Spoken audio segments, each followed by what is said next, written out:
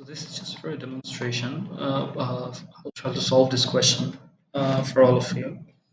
So I think one thing you can obviously understand that solving MCQs, like sometimes it can be really tough unless and until you know the exact same thing that they're trying to test.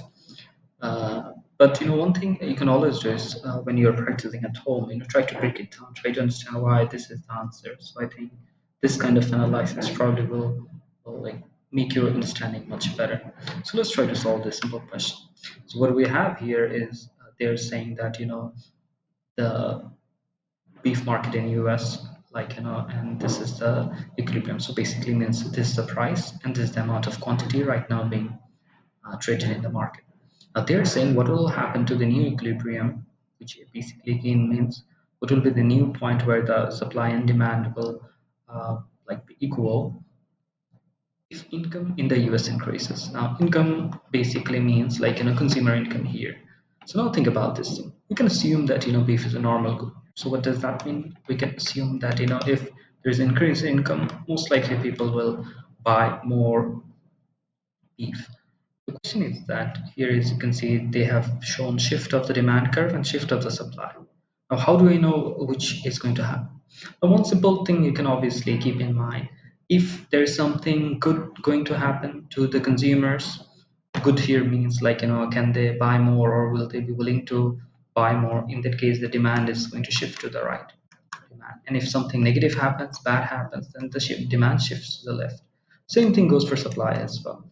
If something good happens to the producers, then supply is going to shift to the right, and if something bad happens, then it shifts to the left. Now, the question is here: do we have any information regarding what is going to happen to the beef producers, distributors, sellers? No, nothing. So basically, in simple word, we can completely say we don't know anything about supply. The only thing that we are now concerned about is demand. As I said earlier, if there is an increase in income, highly likely it is going to increase the demand or the demand is going to shift. So now what we can say, demand will probably shift to the right. So demand will be moving from maybe D1 to D2. So earlier this was the equilibrium. So if demand shift to the right and D2 is the new equilibrium, sorry, the new demand curve. So in that case, we need to find the point where the new demand curve goes through the existing supply curve. So basically this is the point. So what we can say with a bit of certainty, if everything else remains the same, this probably should be the new equilibrium.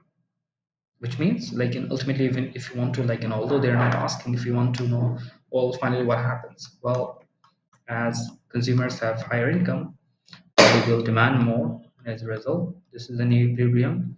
What we can also infer from here, because the higher income and higher demand, most likely in the market, price is gonna go up, and obviously there will be higher quantity.